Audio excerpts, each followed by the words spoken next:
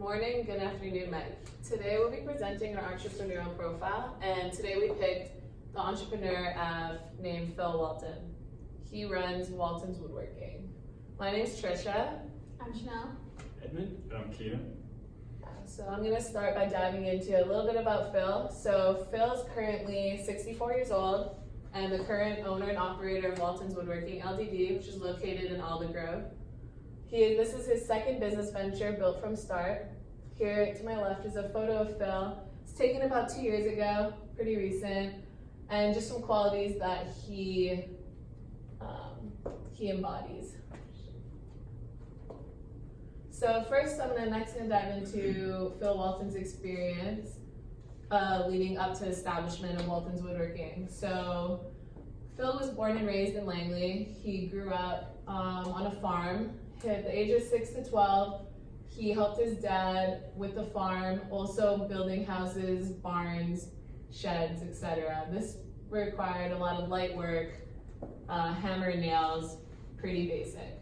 From the age of 13 to 16, he started working for a modular building company and still helped out on the farm. Here he learned more skills, more sanding, a bit more complicated.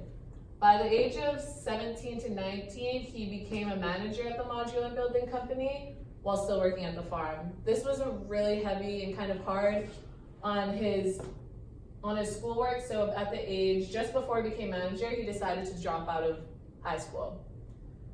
By the age of 20, he joined a framing and cedar siding company, where he further grew his experience and realized that he wanted to be his own business owner. So he created Accurate Construction, which focused mainly on framing. From here, he realized money was a bit tight and it was hard running a business at such a young age with not that much experience. So he went and worked at a shake mill from the age of 24 to 27.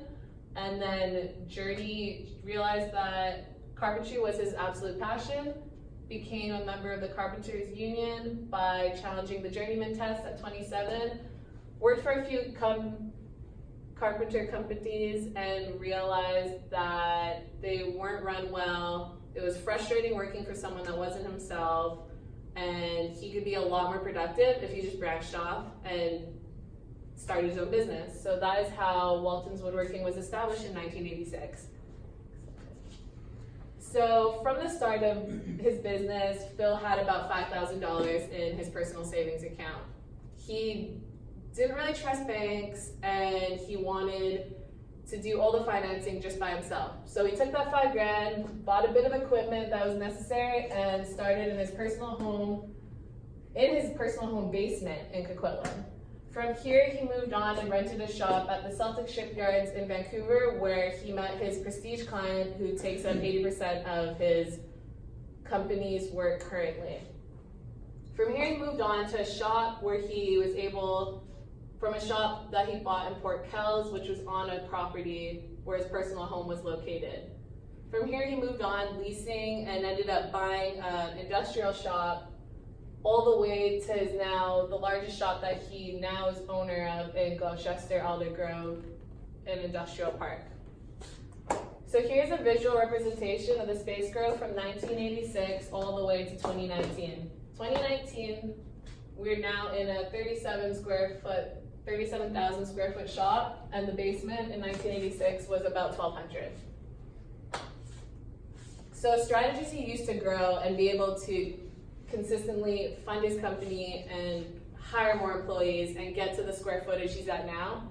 He was able to keep costs down by purchasing equipment through more affordable options, by doing research and going to auctions and even purchasing machinery where you can get half price off in Europe. He really made sure he made the appropriate decisions and didn't want to take out loans to buy and expand. Controlling his rent costs by leasing to the owner of the building, which with the corporation, Walton's Woodworking Investments, you're able to control your rent costs so you're keeping as much money as you want in the business and almost making the rent costs cut in half. A mutual beneficial relationship with the main client for 30 years. So in the Celtic shop, that was about the third year of his business starting. From that point on, he's been able to cut costs and focus on this client and actually grow with this client, which is a local startup business that was in Vancouver. And finally, with over the years experiencing really hard retaining employees, especially more towards recently, obtaining the labor market impact assessment to obtain new employees overseas, that he's found really helpful for his business. And now Chanel will be talking about the strategic positioning. Okay, so for Walton's Woodworking, it's not the same kind of structure as your regular business. This is mainly due to the fact that 80% of their business, as previously mentioned, does come from one client. This is a retail client, so Phil basically makes his retail displays for them, and then a few personal residential projects as well. He's really focused mainly on nurturing this relationship, as he's been able to grow with this company across Canada and now with expansion into the United States. This really relies on their familiarity. Phil, working with this company for over 30 years, he is almost able to predict what they want and know exactly the quality and kind of the deadlines that they're looking for. And as well as a huge emphasis on his client satisfaction, whether it's his main client or his other smaller clients. Phil always really makes sure to get to the bottom of any issues they have and really resolve everything and make sure his clients leave 100% satisfied. And lastly, his supply chain control. Phil has continually invested in new new machinery so that he's able to control a bit more of his supply chain. So whereas other woodworking companies will have to go out and source their plywood, Phil can actually make his own from raw materials. Okay, and so for Walton's current issues, the first one is softwood lumber tariffs. I mean, this has affected the Canadian lumber industry as a whole quite intensely this last year. There's been lots of mill closures and mass layoffs happening.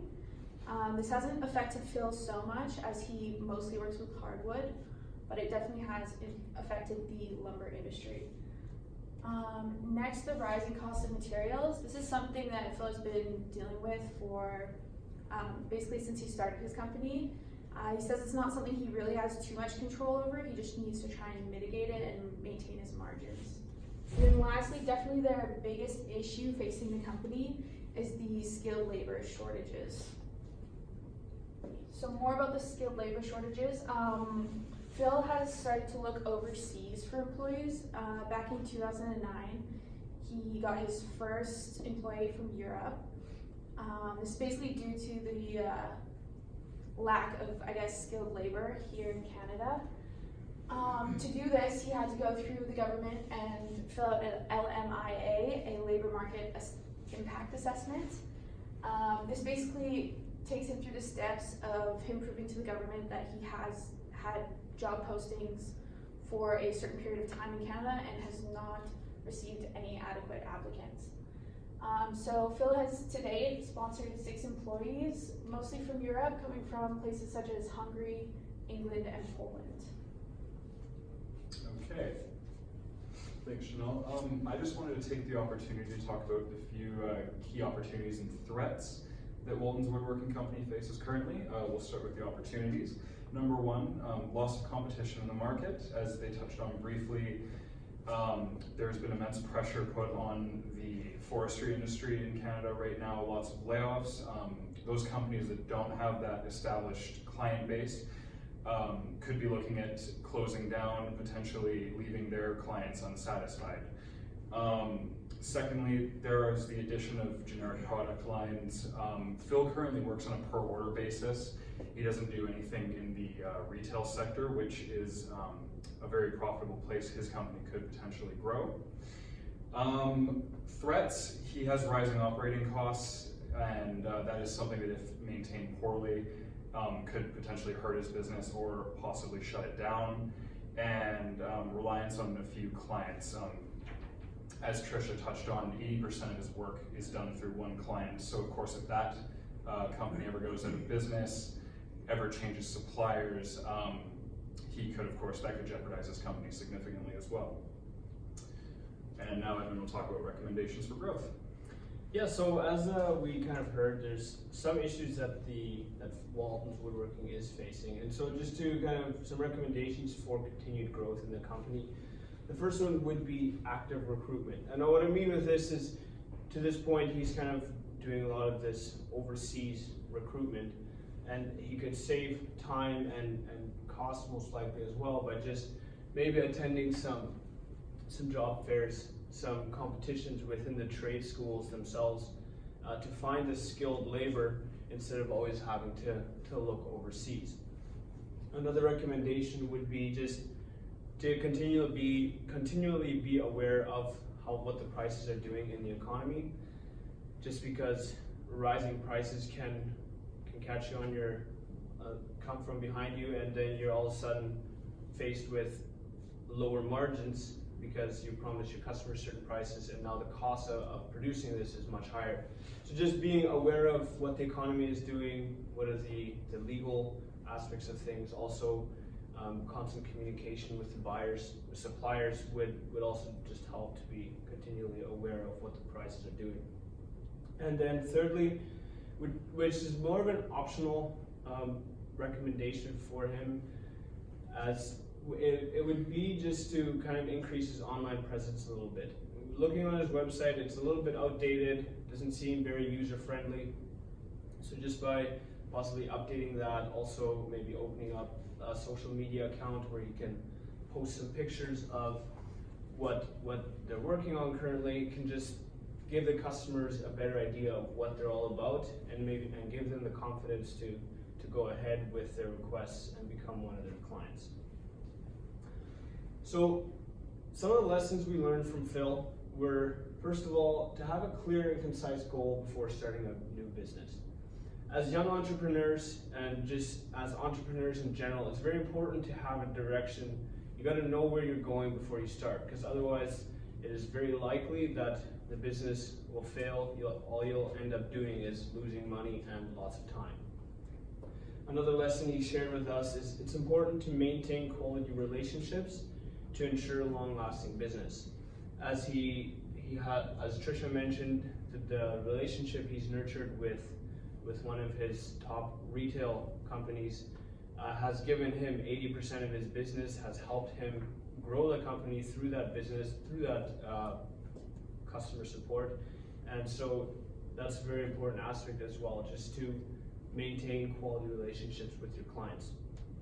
And finally, another lesson he shared with us is to try to hire the best you can, and once you have that employee, figure out what it takes to keep him. You don't want to constantly be going through and having to rehire new employees, because that's time and also a lot of costs involved in retraining.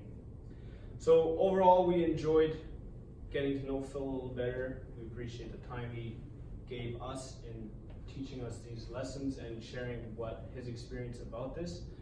And that's kind of a wrap on our end. If you have any questions, I know we're not in the classroom, but Mike, if you have any questions, feel free to send us an email.